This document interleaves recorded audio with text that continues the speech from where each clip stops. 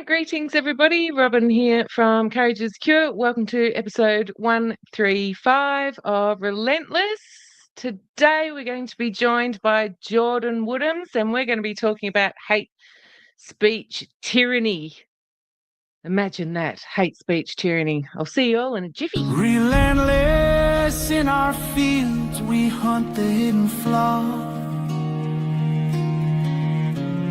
Masters of the craft, we shatter systems' wall. Relentless, stay relentless. We shift the tide, expose the light, turn dark to light. We never hide.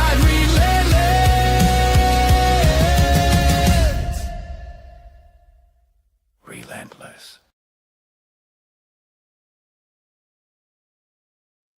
All right, greetings everybody. Like I said, welcome to episode 135 of Relentless. It's the 21st of January 2026. Can't believe it. I went to sleep one night and all of a sudden it's 2026 already. Today we're going to be talking about hate speech tyranny, in particular in Australia. Today we're going to be joined by Jordan, and he is the president of the West Australian Libertarian Party and also the creator of the YouTube channel Jordan Woodhams Policy Principle. Gosh, I've got everything around the wrong way today. You have to excuse me. My great pleasure. Jordan is not a stranger to Relentless. I spoke to Jordan in May of 2025. You can go along to Courageous Cure on Rumble and look at episode 105. But let's welcome Jordan once again. Hello, Jordan. How are you? I'm great, Robin. I'm so glad to join you here. It's so funny. I come up with my own verbs in introductions all the time. I've got to start noting them down and make my own concise dictionary. Some All words are made up, so you can contribute too. Fantastic. Make sure you share the show, everybody. I can see from here we are being heavily shadow banned. Yes. Oh, we've also been chucked off Rumble. That's very unusual, everybody. But anyway, I'll check on that as we go along. Mm-hmm. We're going to be talking about a number of things today. Jordan, before we get there, do you want to give us a brief date since the last time we spoke? Well, since we last spoke, a lot has happened. Previously, I was just Jordan Woodhams Policy Principle, had my own YouTube and whatnot. Now I've become the president of the Libertarian Party Western Australia. So that was an achievement in itself. I've also had my first child, and what a blessing to the world that is. Yeah. Congratulations. Thank you. Yeah. So two big milestones in my life. Was that last year or this year? My son is only 5.5 months old, and I've been the president officially for the past 6.5 months. So yeah, they both happened about the same time. So I've got lots to do. Absolutely. So we have been thrown off Rumble. That has only ever happened once before, Jordan. That's very interesting. We haven't even said anything controversial yet. No, it just might be the description of the video and the thumbnail, perhaps. Yeah. Maybe, who knows? Might be the description of the video. If they're trying to shut you down, you must be doing something right. Yeah. President of the Western Australian Libertarian Party. So the Libertarian Party did go through a name change, and from my understanding, I know that people maybe weren't aware of that at the time, and kind of it's been a process, particularly before we had the state election last year and the federal election, and kind of rebuilding that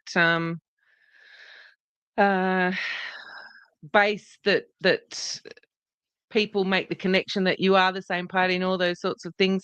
How's that been for yourself, becoming the president of the Libertarian Party in Western Australia? Becoming the president has been a really good challenge and learning curve. It's funny because our old name, as you alluded to, used to be the Liberal Democrats, which I think is a terrible name because it includes both the Liberal, which is Australian and not great, and the US Democrats. And you put those together, that's a bad name. So the Liberal Party in 2022 took us to court, forced us to change our name because we were stealing too much of their brand. And so now I think we've accurately and appropriately renamed ourselves to the Libertarian Party, which I'm happy about because that's what we are. Yes, and I think, well, there's lots of talk about the minor parties when you're talking about elections and all those sorts of things, but we're not here to talk about that tonight. But there's so much that's happened in 2026 already. I mean, said in the introduction, I went to sleep one night and woke up and it was 2026 already, and the kids are getting ready to go back to school, which I can't believe at the moment. So what should we talk about first? I know there's a number of topics. Should we go with the cash bill? Before I had mentioned to you that I haven't been keeping tabs on that because I focus on some other things over the new year. Can you tell us what that is and what happened last night, so on and so forth? Yeah, so just like waking up to a new year of 2026, yesterday Australians went to sleep, and today we woke up having the cash bill passed. I believe it was 10:38 last night. Nothing suspicious about passing bills in the cover of darkness at all.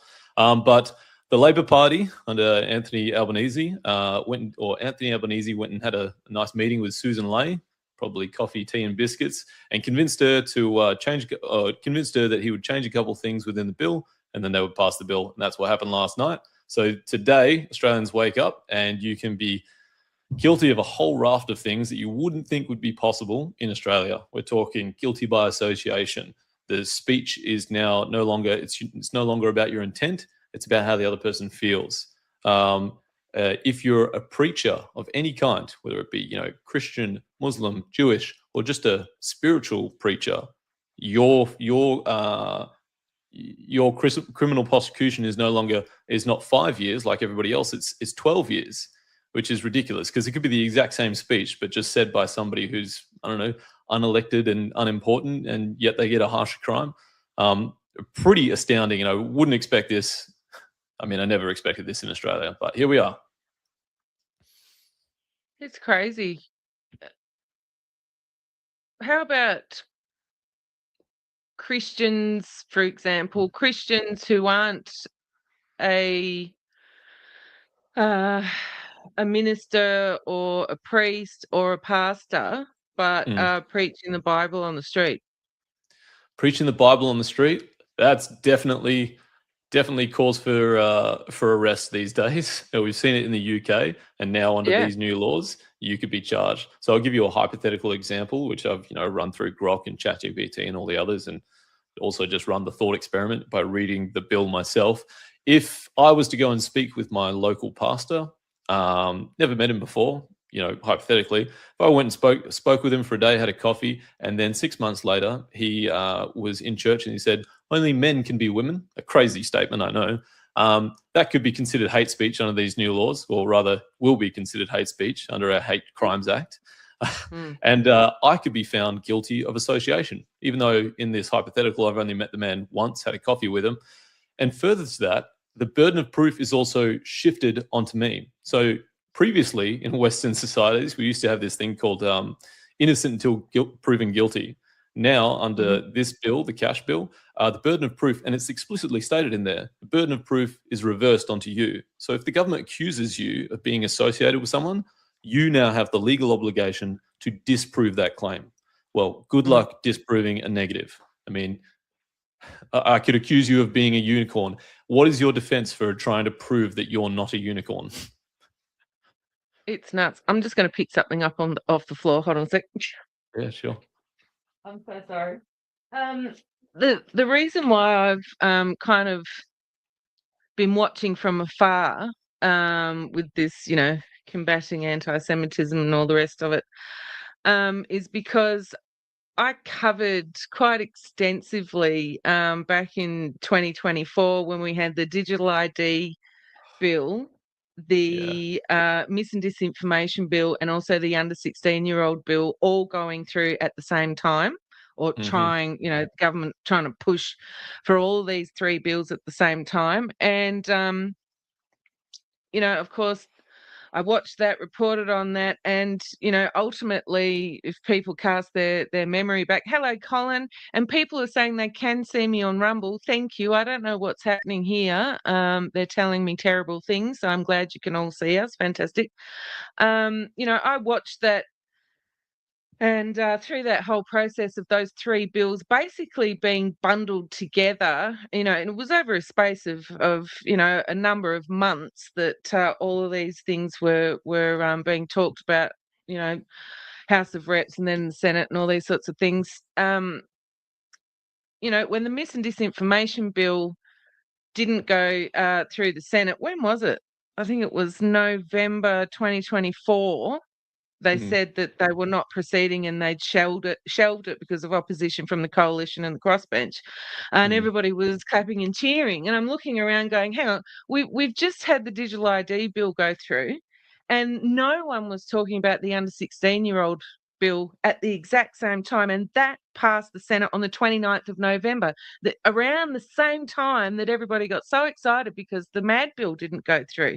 And I was like, there's always a sacrificial bill that they put up so that everybody focuses on it, and then something that's equally as bad, if not worse, goes through, and I'm just sitting here looking, thinking, I'm not going to get potty mouth out today, but just looking and rolling my eyes continuously. And this time I was like, right, they've bundled the gun laws in the same bill with, the anti-hate speech, and then they have the big kerfuffle, and I'm looking around and I'm thinking, hang on a minute, all this sort of, and then people get excited, we defeated it. No, you didn't. No, you didn't. And look what's happened. I mean, Jordan, they keep throwing all this legislation in front of Australians. The general public's just watching their TV and going, yes, Anthony Albanese cares about our safety. Meanwhile, that awful, terrible word draconian, we end up with terrible, awful draconian laws while everybody's too busy looking at 600 different pieces of legislation that have been thrown at the same time. Yeah. I mean, I feel politically fatigued, and I'm someone that cares about politics. I mean, I'm into it. Imagine how someone who doesn't care and just wants to watch the footy and get on with their life, imagine how they feel when they hear, like, you've got, and just like you said, the Liberal Party, they said, no, we've shelved this legislation. So it's not gone, it's not defeated. I mean, if anything, it looks like they just pulled sections out of it and slotted it into the cash bill. All the things they didn't get through in the MAD bill, they're in here. They use some of the same wording. I noticed it today. I could probably find you a section right here.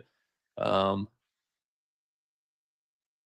we also had, they're just rolling them all out in front of the people, all these politicians. Anyway.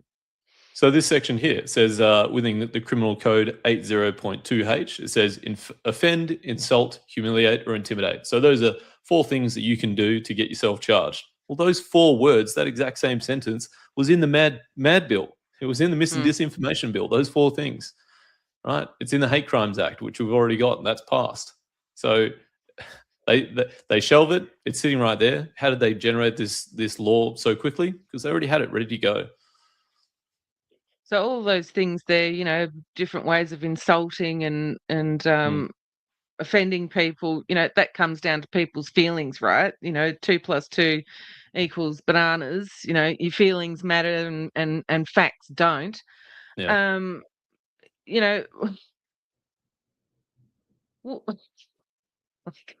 Do you think we're going to end up sooner rather than later seeing short form videos on social media platforms, and then the prostitute media picks it up, where police officers are going around to people's houses in Australia and knocking on the door and say, did you make a post on this day and this day? Do you think we're going to see that at all, or sooner rather than later?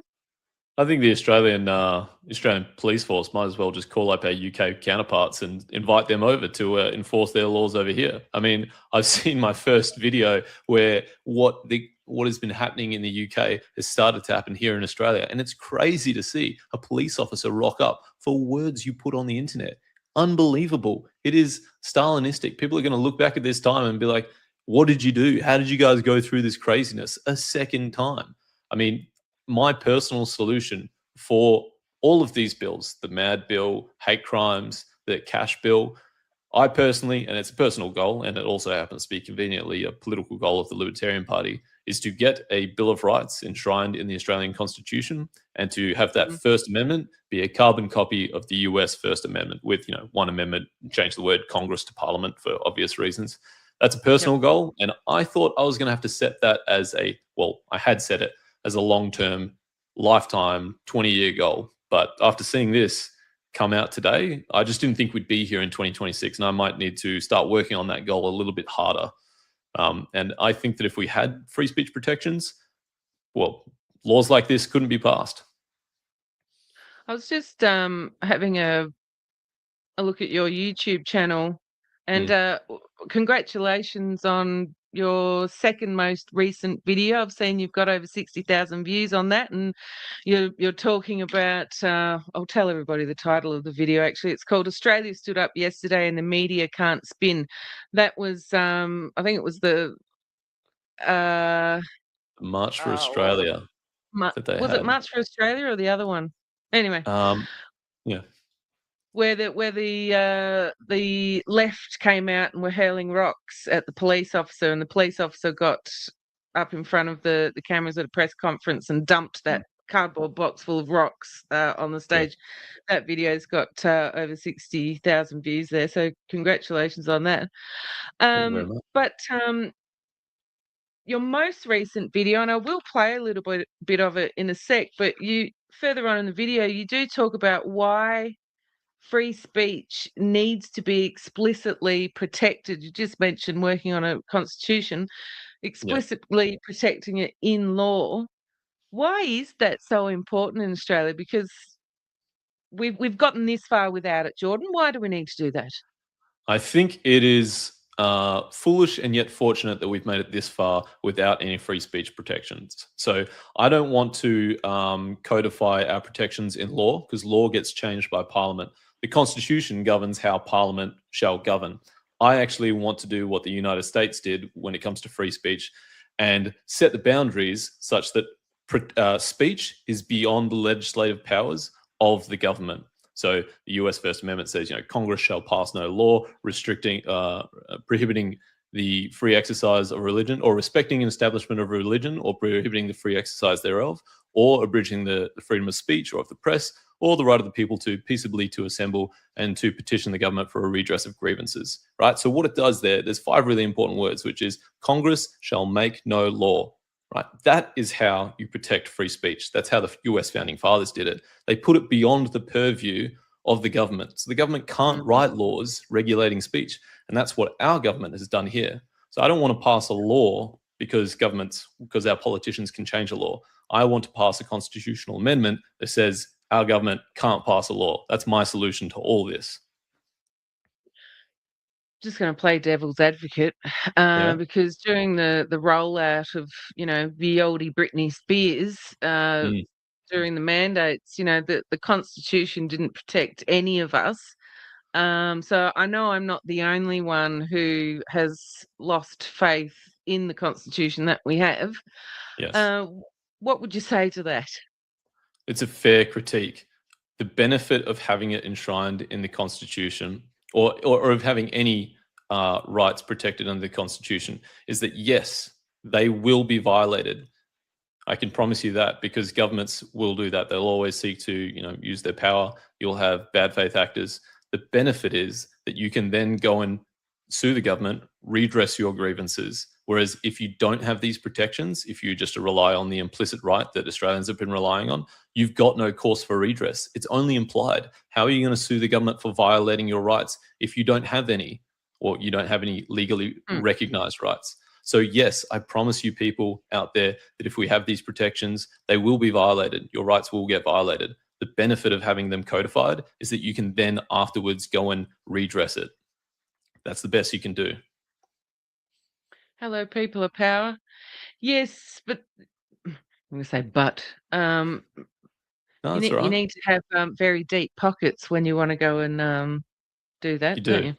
You do. But I mean, if we look at, how the US goes in terms of free speech, there's no question Yeah. that they're doing better than us. There's plenty of times where, a teenager will flip off a cop and the cops pull him over. The Supreme Court has ruled several times, I think it's like 20 plus legal cases where they have deemed, flipping off the cops an act of free speech because you are signifying to your government official that you are unhappy with their performance. Right? They've deemed that free speech, and yet cops continue to arrest teenagers for flipping off cops. But each time it goes to the court and the child wins and they get their name taken off the register of, criminal records. They get paid some sort of compensation, which does suck a little bit because that compensation doesn't come out of the police officer's pocket. It comes out of the taxpayer's pocket because that's the government's money. But at least there is some justice and there is some cause of redress. What do we have in Australia? How would I go about redressing this grievance? Got nothing. Well, we've got premiers like Chris Minns who essentially weaponise the fact that we don't have free speech protected in our constitution. I mean, how many times, especially in Relentless's audience, have we seen that video where, almost gleefully he says that we don't have the same protections for free speech like America does, and that's a good thing because we need to protect our multiculturalism. I mean, that doesn't make sense anyway, but it's like he's weaponizing the fact that we don't have that against the people of Australia who he's supposed to represent, right? I can see why he'd be gleeful. You know why? Because he has free speech. All parliamentarians have parliamentary privilege. He legally has free speech. He can say whatever he wants and he can't be charged for it. You and I don't have that privilege. So he's just rubbing it in our face. Remind everybody of Senator Payman and her live stream that she did after Charlie Kirk's assassination. Might want to cast your memory back to those comments. I'm going to go ahead and we'll just stick with this topic before I change it up a little bit. I'm going to go ahead and pop your video on stage. As I said to people in the audience, you can follow Jordan. That's his YouTube handle. The link is also in the description, so you can go along there and subscribe to Jordan. This is your most recent video, as I said, from the 2nd of January 2026. It's called What Actually Causes Extremism? In brackets, it's not the internet, and this is a video after the Bondi attack. So we're just going to watch the very first part of this, and then we'll come back and have a chat. Where does it come from? Every time there's a terrorist attack, I'm told the same thing. The terrorists were radicalized online in the fringes of the internet. And I'd heard it so many times that I never really thought about it. But after the Bondi massacre, I've got a new hypothesis on where these guys were radicalized and when they became extremists. But to get to that, we have to debunk and address the standard narratives that you hear on the news. The first one I call accidental radicalization. It's where the media makes it sound like a nice Muslim man was just scrolling the internet, tripped and fell past the cat videos and into an ISIS website. 10 minutes later, he's learned how to cut off a man's head with a rusty spoon, and he's ordering 10,000 tons of fertilizer and a white Hayas van. But I don't reckon that's how it actually happens. I mean, I've been scrolling the internet for years now, and it's never happened to me. And I bet if you're watching this, it's never happened to you either. So accidental radicalization doesn't sound like a good explanation for how these guys got radicalized. I'll just stop it there. And you go on to talk about what was it? 1, 2, 3, 4, 5, 6 causes of extremism that the government, corporate media, the bureaucrats would have us believe caused this. The next one's called The Algorithm Made Me Do It. Oops. Do you want to walk us through, the 6 that they tell us, and then your back end of the video as to how it happens? Yeah, I'm just pulling up the original script so I can remind myself. So we got obviously accidental radicalization. Now I made this video because, it's just after like 10, 15, 20 years of, seeing the same group of people blow up and kill a bunch of Christians at a German Christmas market. I suddenly had that moment where it dawns upon me and be like, hang on, I've been told that they're always radicalized online, and I don't think that's true. And so I made the video just, trying to find out if there's another reason, because I actually think that the reason that Islamists conduct the actions that they do when they become terrorists is because they take the book seriously. It says in there that, you need to kill the non-believer and he should pay his jizya. And there's a law called takir. I'm not sure if I'm pronouncing that right, but it essentially says that you're allowed to, under the Muslim faith, you're not just allowed to, but you're obligated to lie to the infidel in order to advance the cause of Islam. That's it in a nutshell.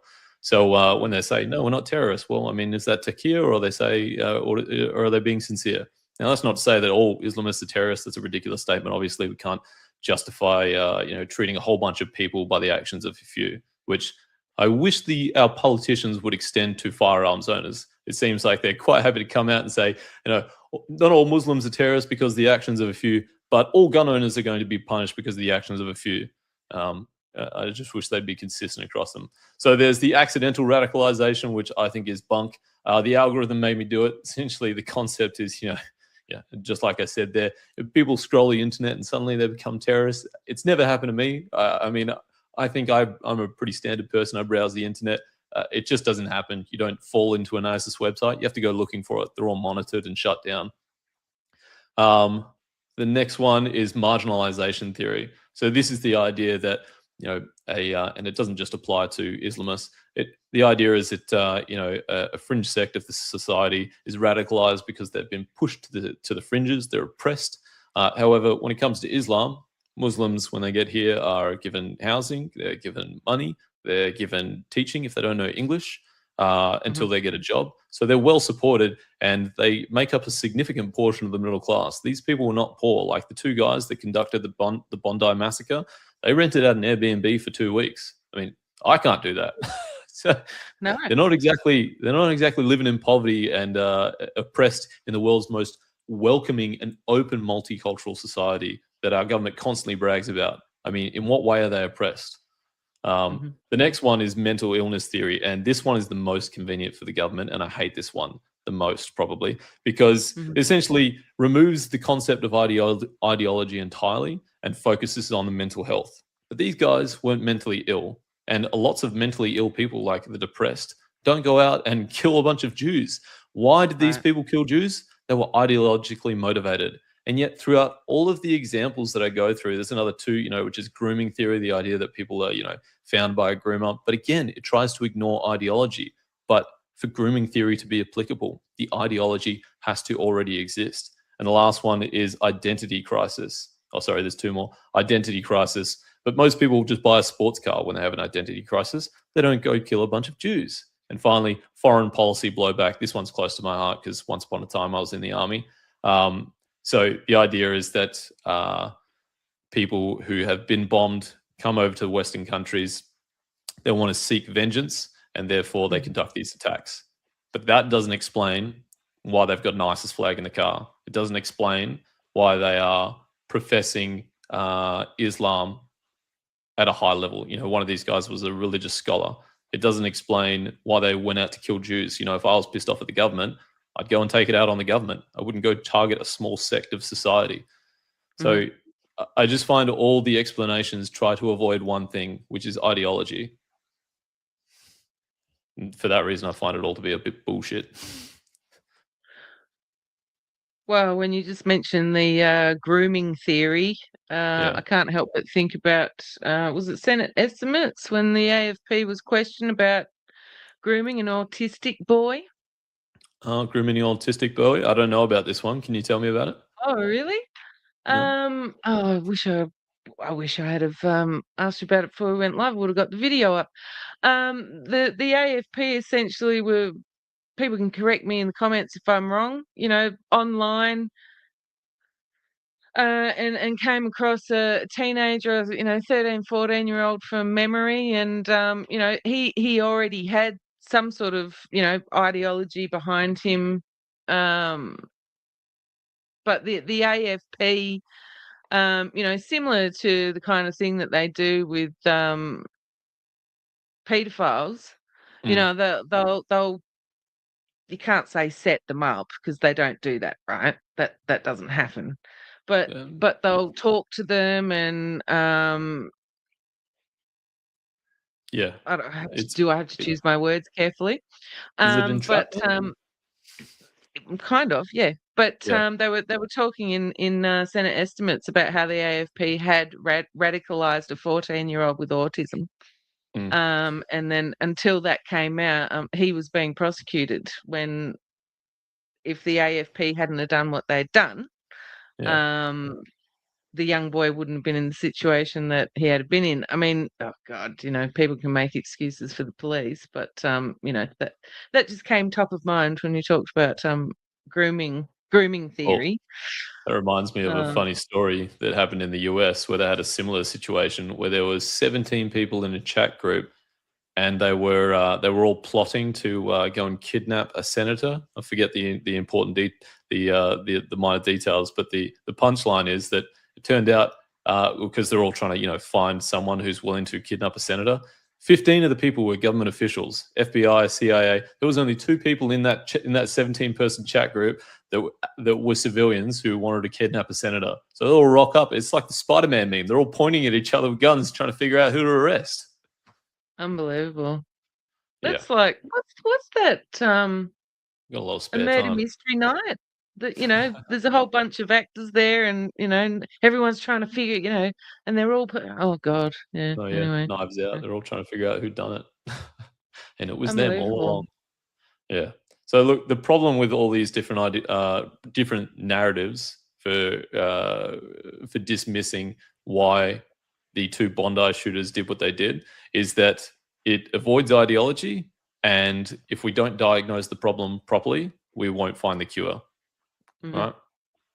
So that's why I think it's important to actually state that the problem has some sort of ideological root, which is Islam. And if we're just going to ignore that and blame guns and speech, well, we're going to end up with guns and speech laws instead of laws that address the problem. Because next time it won't be guns, it'll be a high-ace van with fertilizer in it. And if they ban high-ace vans, it'll be knife stabbings and machete attacks, which is exactly what they've got in the UK. Another thing you say towards the end of that video there, and people can go along to your YouTube channel. I'll just put your hand at the bottom of the screen again. Is that ideas don't get safer when you protect them from criticism. Yeah. Yeah. So Incredibly powerful sentence there. thank you. When you ban speech, the speech doesn't disappear. It just moves into the fringes of society. It goes into the dark corners, and it festers there. I truly believe that free speech is one of the greatest rights that needs to be, or the greatest right that needs to be protected. That's why it's a personal goal. And I think that if you want to defeat bad ideas, you need to expose them to good ideas. So people on the internet like Nick Fuentes, not somebody I've ever watched, but I know that he's, people call him a right-wing extremist. I'm vaguely aware of him. And people often call for deplatforming. Well, I'm not going to call to platform him, but I'm certainly not going to call to deplatform him. What I want to see is those high-end debaters take him on and debunk his ideas live. I want him to hear good ideas, because I think the kid is like 25 years old or something. I say kid, I'm not that much older than him. But how's he ever going to hear a good argument if people try to deplatform him and he's just sitting in an echo chamber talking to his audience that already agrees with him? Mm-hmm. Yeah. Yeah, Nick Fuentes. I just saw some videos. He's hanging out with Andrew Tate in the past few days. What a duo. And anyway, people can come to their own conclusions about him, especially when Nick is talking about Epstein. But anyway, we'll leave that there. So one of the other things we wanted to talk about was the good old Liberal Party, the death of the Liberal Party. I know I've got a few things I want to say, and I know you do as well. Where should we start with that? Well, I'm just glad that they're officially dead. I believe the internet has pronounced it, and that makes it official on Facebook, right? So Last polling I checked off the top of my head, the Liberal Party is down by 6 points today. The Labor Party is down by 1.5 points. I'm just confused as to why the Labor Party is only down 1.5 points. It says something about their voter base. But the One Nation Party is up by 6 or 8 points. I remember it being an even number. And that's fantastic. I mean, obviously, I'm a competitor. We're the Libertarian Party, not the One Nation Party. I think our party's slightly better, which is why I joined the Libertarian Party and not One Nation. But they're still a great party and hands down better than the Liberal Party, because the Liberal Party is just the Labor Party coloured blue. They are the same party. I never mention them in my videos, although I'm working on a video right now, which is to do with the cash bill, where I will have to mention both LibLab because they both passed this bill together. But thankfully, people have seen that there is no point voting for the Liberal Party. They have been dead for years, and they're only just fully exposing themselves now. Don't waste your time with them. Vote for one of the minor parties. And I should tell people, whoever you give your first vote to, you're giving $5 of tax money to. So put that party that you like the most, put them first, give them $5, and then run down the list. Even if they haven't got a great chance of winning, doesn't matter, because we've got runoff voting. Australia's voting system is much better than America's. We don't have a two-party system. We've got 33 federally registered parties, and in West Australia, we've got 13 registered parties. And we use proportional representation and runoff voting, so you can't waste your vote. Don't waste it on the Liberal Party or the Labor Party. But what do you think about One Nation's recent rise? Me? Yeah. I'll just add too as well, especially in South Australia, because South Australia, Peter, the wonderful premier that he is, you're not allowed to receive donations. So you're stuffed if you want to be an independent or start a new party. But if you are an independent or a small party, or you do like them, vote for them. But anyway, that's if people enjoy voting. Not everybody enjoys voting. And as a libertarian, I support your right to not vote. I think it should be voluntary. I don't think everybody should want to go and vote. Some people might be able to recognize that they don't know that much. Some people don't even know when the election is. And that person probably shouldn't vote. Yeah. One Nation. Oh, look, I don't know. Not a fan? What's that? Not a fan. Not a fan? Oh, look, I'm not a member of a party, never have been, never will be. I have a real hard time. I mean, obviously, the uni party, two cheeks of the same bum. Nobody is elected there, in my humble opinion. They're all selected. They're all trained. You can see them as they come through. The minor parties, do we still call One Nation a minor party? I don't know. There's lots of interesting conversations to be had, but one thing I do recognise about One Nation is that, in particular, I did watch quite intently when Albanese was, not just Albanese, a number of parliamentarians were talking about the National Socialist Network, prime time on the news for everybody to see.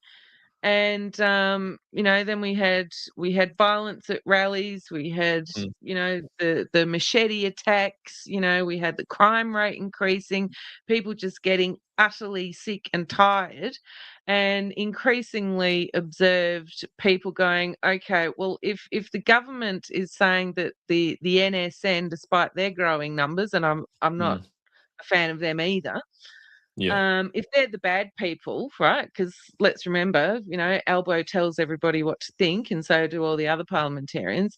They're the bad people. Who's going to stick up for us? And that's the point where I observed that One Nation's numbers started to increase. So what that tells me is that, like Pauline has said a number of times over the past week, the Australian people have had enough, and the only option that the general public, who aren't aware of, the Libertarian Party, or they aren't aware of, Put People First Party, or whatever it might be, the only alternative they have is One Nation. So that's definitely something that I think the government is concerned about in regards to One Nation. People had a lot of thoughts about, why this cash bill, another reason or benefit it could have for Labor and Liberal to potentially get One Nation out. Can they be termed, deemed a Hate group. hate organisation, hate group? Yeah. But yeah, I don't really have an opinion of them per se, but I have observed that people are sick and tired, and that is the alternative, if you like, for the general public, at least. Yeah. Yeah, I appreciate it. You're more of a Libertarian voter than a One Nation voter. I'm right there with you. But yeah, I mainly see the benefit of One Nation's rise as the Liberal and Labor parties decline. Obviously, like I said before, not a One Nation person. I'm a Libertarian. But yeah, also Gerard Rennick's party. Let's plug them real quick. They're another great party and pretty good on free speech. Rennick, former Liberal Party member who left over COVID disagreements. So bit of a hero in my eyes, and also a clearly intelligent man. I've heard him on a bunch of podcasts, and I'd love to see some more of him. Is there a party that you particularly like? I mean, I'm getting the sense that you don't vote or that you're opposed to voting. Listen, I did interview Gerard before the last federal election, and I admire him hugely for his stance and his relentlessness in estimates, especially when we're talking about COVID. But the other thing, that we ended up talking about in the interview on Relentless was he was talking about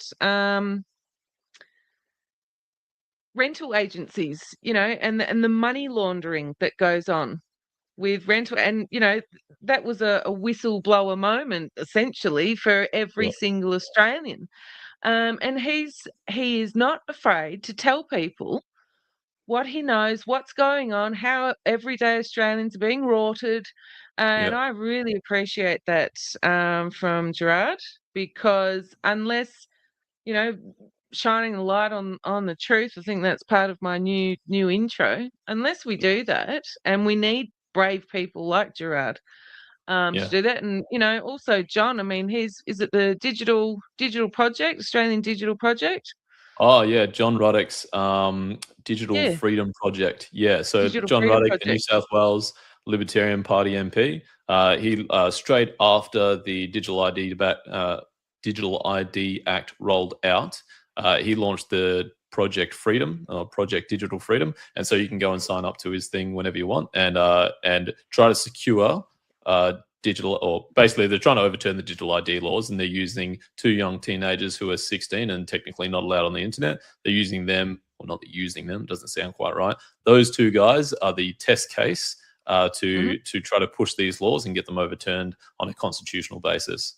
I think the argument is something around the idea that they have the implied right to political communication, and by preventing them from accessing the internet, you've violated their rights, and therefore you can overturn the bill. I think that's the concept. Yeah, so people like Gerard and John that do things like that and are not afraid. I mean, the amount of times I've watched John, give rippers of speeches where John doesn't beat around the bush either. No. That's when I look at people and think, okay, these people are doing what they say in their job description, working for the Australian people. Yeah, and he says what he means, which I appreciate. And let me give him another plug. Is that last year in the New South Wales Parliament, because he's a New South Wales MP, not a federal MP, he tried to pass an amendment, or tried to introduce a bill to pass a carbon copy of the US First Amendment into the New South Wales Constitution, giving New South Welshmen a First Amendment protection. So he is serious. We are serious about free speech. That's something that, it's our top three things: small government, low taxation, free speech. It's one of the most important things to us. We're never going to fold on that. So free speech is something you really care about. The Libertarian Party, I think, should have your vote, or should have some strong credentials and make it into your top three. Yeah. Thank you, Daryl, for your comment. The John Bodwin interview was excellent the other night. Yes, I just said to Jordan before we went live tonight that is the most important interview I've done so far, and I think I will ever do. Not that anybody else I speak to isn't important, but you know that John has the data, you know, Yeah, and it's just astounding. Anyway, you can go along to Coach Secure and Rumble and watch that. I will. Cullen, I'll be watching controlled that tonight. opposition. Yes, Controlled please. opposition. Please Well, share. let me address two comments that popped up. One was about Pauline Hanson for PM. I'm all for that. However, I'm sad to inform you that she is a member of the Senate, and the Prime Minister is elected from the lower house, so the House of Representatives. So Pauline can't be the Prime Minister unless she switches, and I think that'd be a bad move for her. I met her and interviewed her at the last federal election. I can tell you, she's tired. This is for sure her Yeah. last election if she runs again. The Yeah. other thing is someone said that One Nation will never have the numbers. Agreed. One Nation won't have the numbers at the next election to, become the opposition.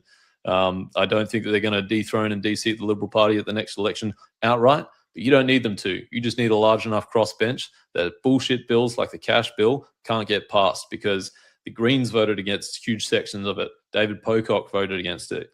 Tammy Tyrrell from Tasmania, the Libertarians voted against it. All these crossbench members, the minor members, voted against it.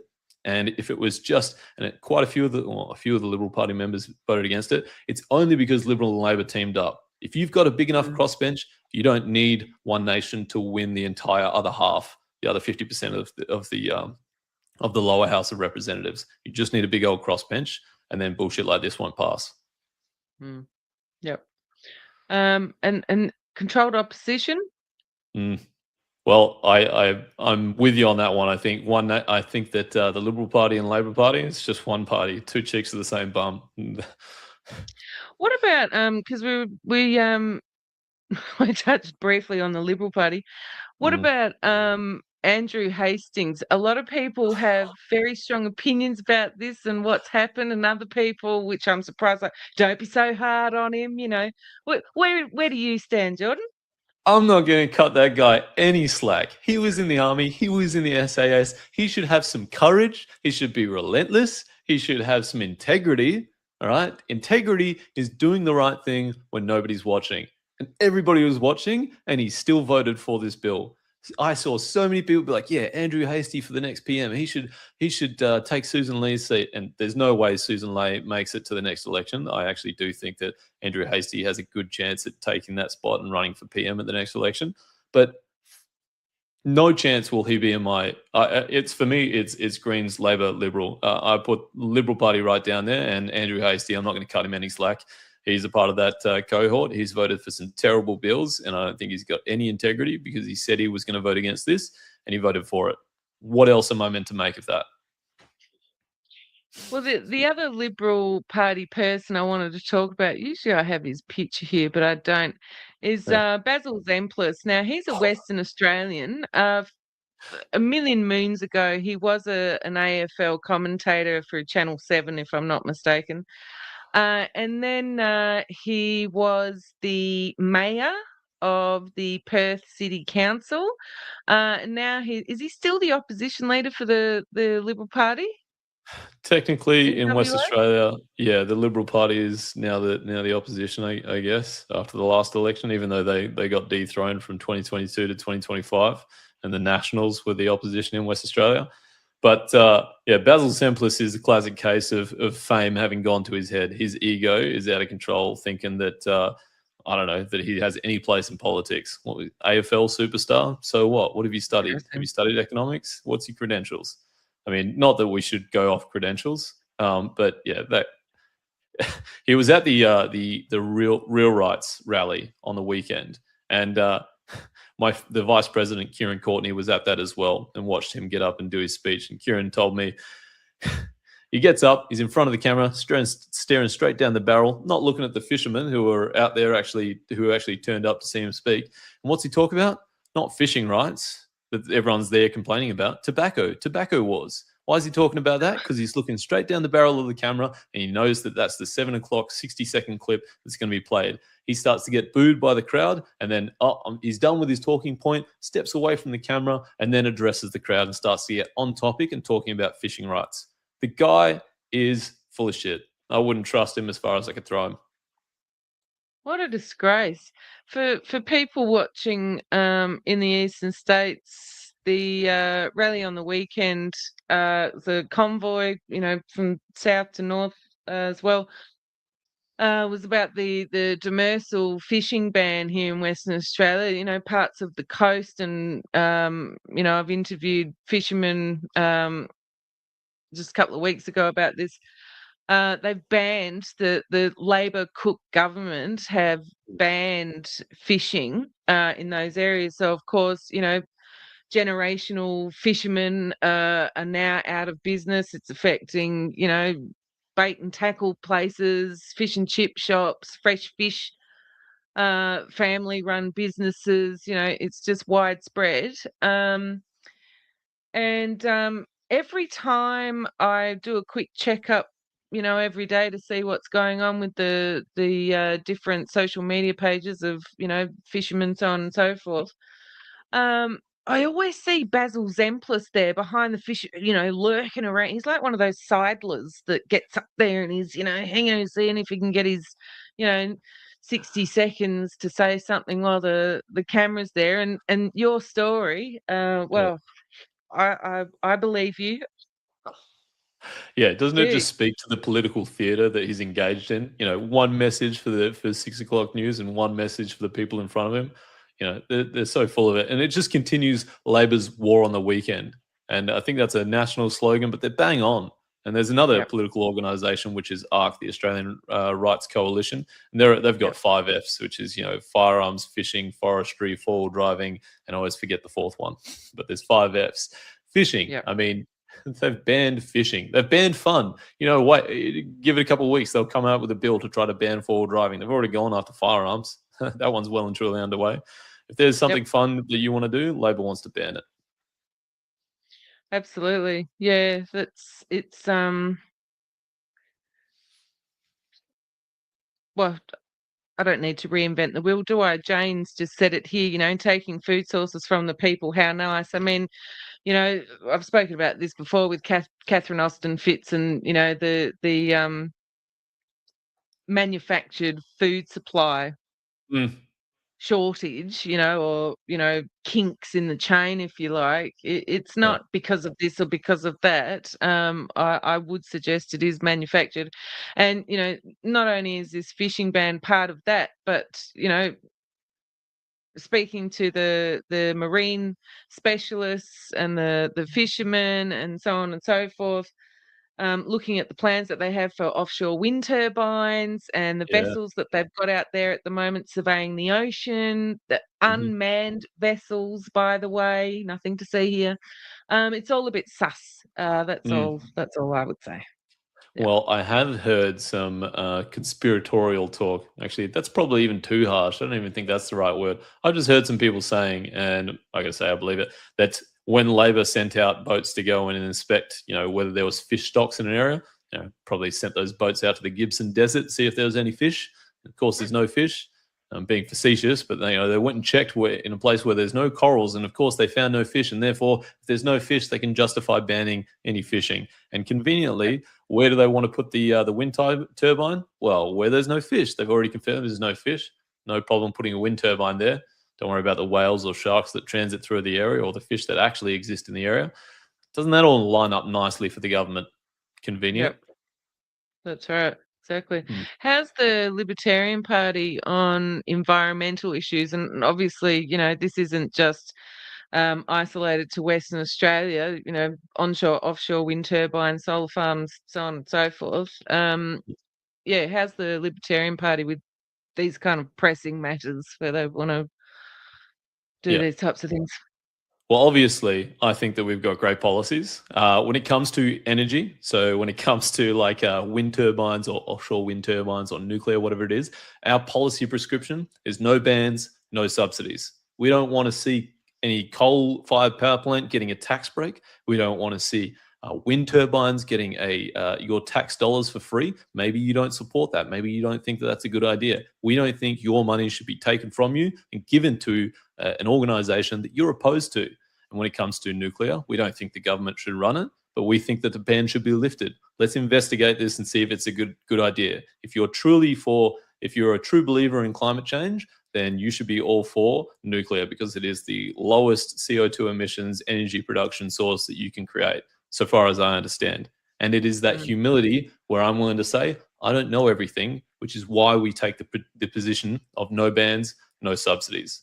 On the matter of like fish stocks, there is a fantastic program that the Labor Party should have investigated over in New Zealand. And I think they also use it in Scandinavia. But essentially over in New Zealand, they have this quota system.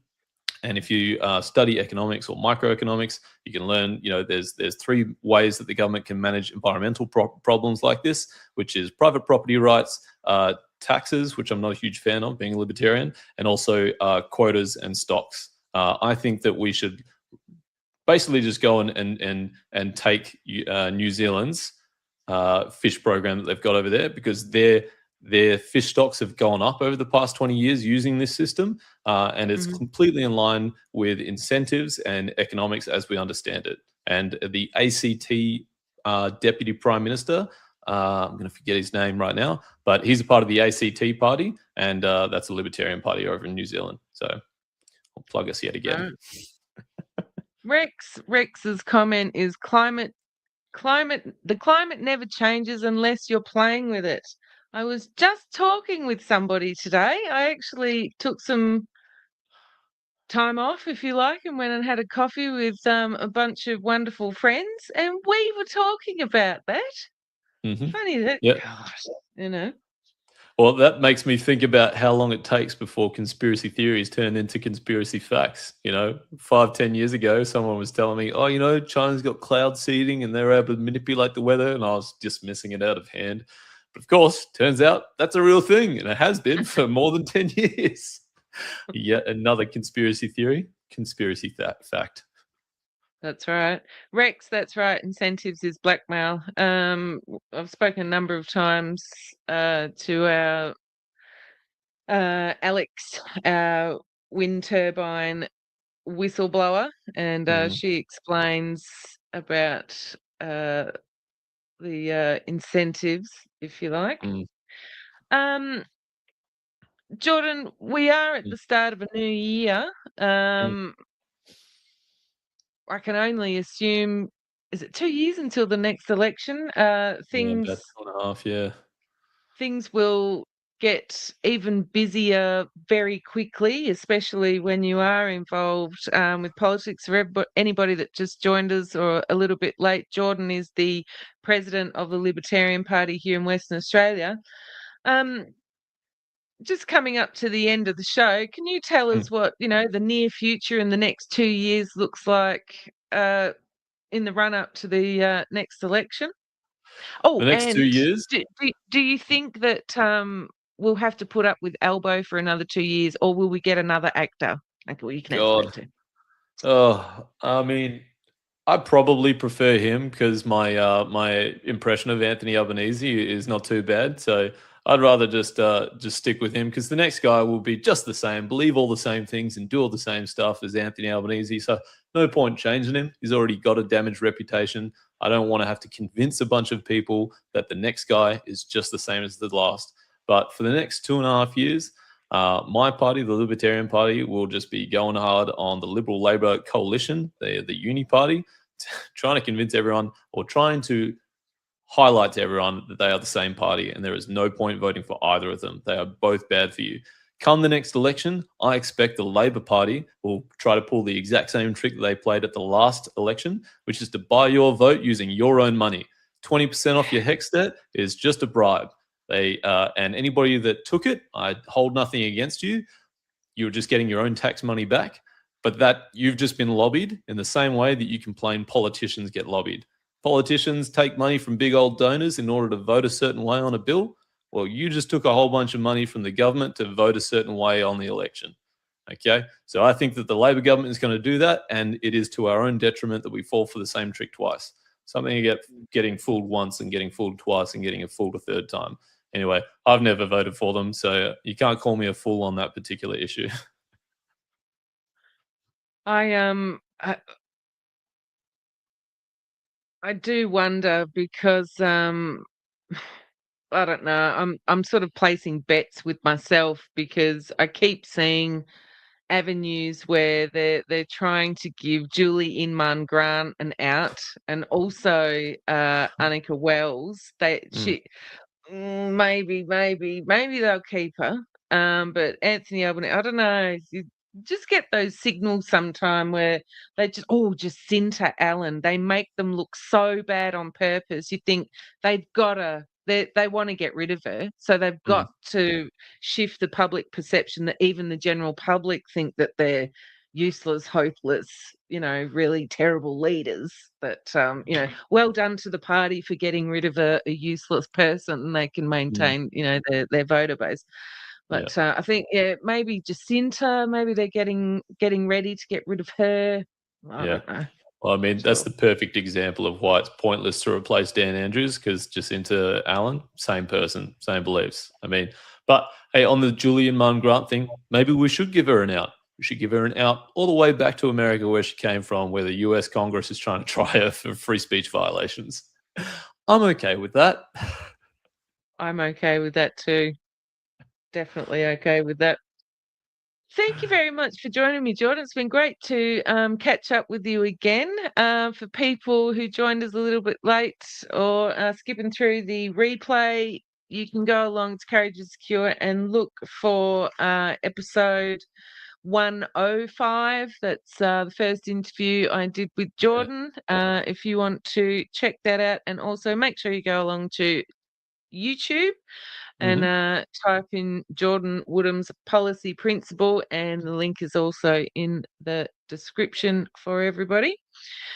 Any last messages for the audience before we finish the show? Well, my first message is to you, Robin. Thank you for what you do, for speaking to the people, being that alternative media source that we need in this world, not just this country or this state.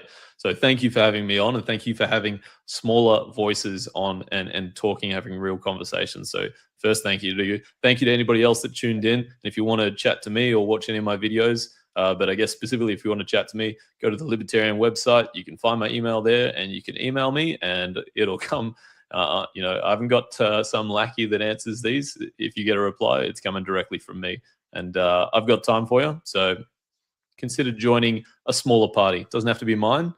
Just don't join Liberal or Labor. If you want to make a difference, and a really easy thing you can do is go and join a party. But thanks again, Robin, for having us, and I look forward to the next time we get to meet either digitally or in person. Fantastic. Yes. I'm hoping my studio will be suitable to have in-house guests sooner rather than later. Studio upgrade. Yeah, that'd be fantastic. All right, everybody. Thanks so much for joining me. I wish you all a wonderful evening, and make sure you all stay relentless. Thank you once again, Jordan. I do appreciate it. See everyone. Thanks a lot. Bye, everybody. Relentless in our fields, we hunt the hidden flaw. Masters of the craft, we shatter systems' walls. Relentless, stay relentless. We shift the tide, expose the light, turn dark to light, we never hide.